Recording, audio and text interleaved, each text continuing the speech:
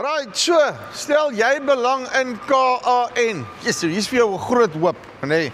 'n volle 20.000 ton as jy regtig lus is. So aandag alle blenders, kommersiële boere ensovoorts. Hier's vir jou 'n bargain vir hierdie jaar. En jy weet, daar's nou ructions in die Midde-Ooste en al die goed, so ons weet nie waar gaan die pryse heen en hoe loop die goeders nie. Ek praat hier met Kobus Bosch van Agromate. Hy gaan my meer vertel. Die hoop kunsmis, hoe kry jy hom op jou plaas? Kobus, hoe lyk dit? Goedemiddag, Choppie. Nee, wat doodstil, rustig, dinge loop. Ja. Okay, so hier's nou letterlik 'n berg kunsmis agter jou, nê. Nee. Vertel my gou vinnig, wat se produk is hierdie? Choppie, hierdie is KN, so Yes. ons plaaslik dit noem is CAN wat ingevoer word. Ja. Dis KN wat van Rusland afkom. Die produk het op die 1 Oktober verlede jaar begin aflaai Ja. van die skip af. So die hoop is 'n redelike ou hoop. Hy's besig om te verjaar.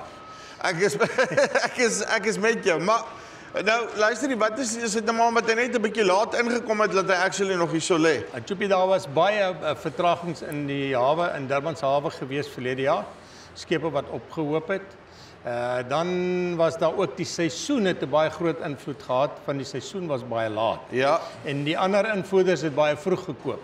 So hierdie hoop van my het baie laat hier aangekom en hy het die skip gemis. Ek is met jou. Nou, sê gou vir my vinnig net Agromate, net so vinnige agtergrond, wie is Agromate? Agromate is 'n maatskappy van Maleisië. Ja. Dit is 'n baie groot maatskappy, is 'n familiemaatskappy wat al bestaan vir 45 jaar. In totaal handel en hanteer Agromate omtrent 2,5 miljoen ton per jaar. Yes, okay, so dis dan nie Mickey Mouse nie. Ja, dis nie Mickey Mouse nie. Dis hoofsaaklik in Maleisië, in Indonesië, in Vietnam en al daai So Oos-Asië basies. Oos-Asië markte. Hulle is baie sterk in die Oos-Asië markte, veral met die aankoop, met die procurement. Nou, okay, right. So ek soek nou van hierdie kunsmis. Eerste ding wat ek nou by jou wil hoor is, hy het mos nou al verslaan en hy's nou nie meer reg nie, so hoe? Dis die ding wat ek nie kan verstaan nie, Choppie. Hierdie hoop is nou al amper 9 maande hierso en die kwaliteit is nog perfek. Okay, so jy het hom getoets, jy het certifications vir die ding alles. Ja, ons het weer samples laat neem en dan sal weer uitslaag kry van die toetse, maar hierdie is 'n gewone KN of so te sê CAN 27.5% N. Ja. 2.4 mm. 2.4 mm korrelproduk en soos jy kan sien is die korrels nog kliphard. Ja, nee. Kliphard. Wel, ek kan vir julle sê hy's kliphard, nee.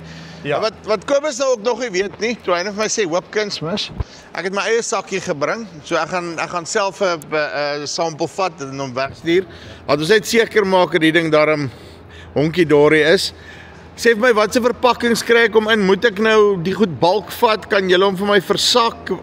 As ek 'n blender is, as ek 'n boer is, hoe werk die storie?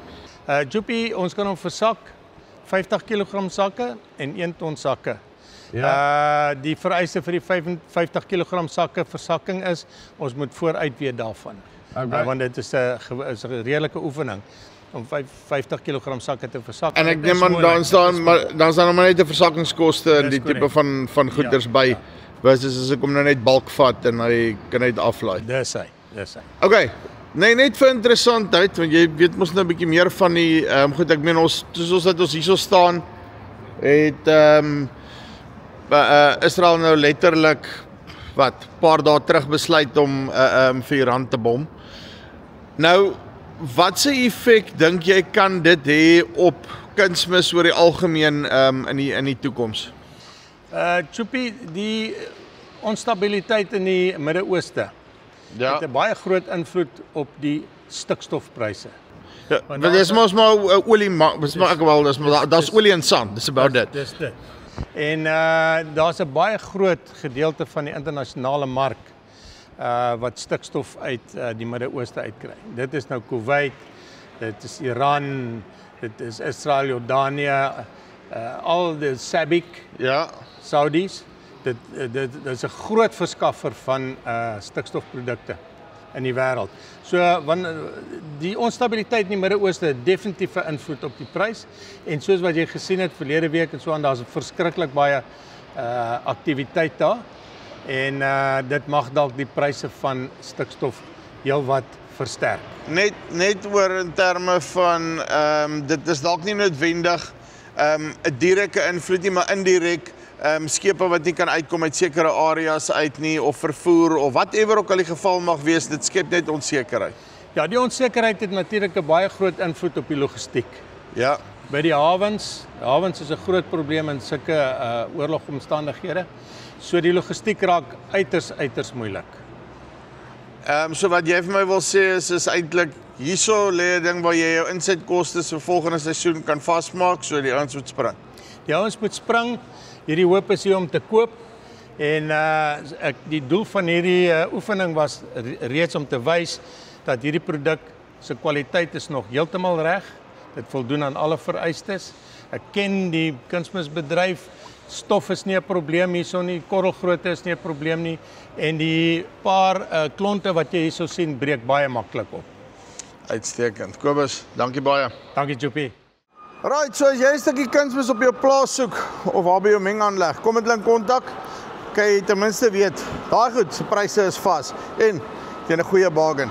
Nommer hier onder, vir bo en as jy belangstel in daai ontledings wat ek gedoen het, hierso. Wap. Right. So, dis die van Farm Spice af. Tot volgende keer. Groete.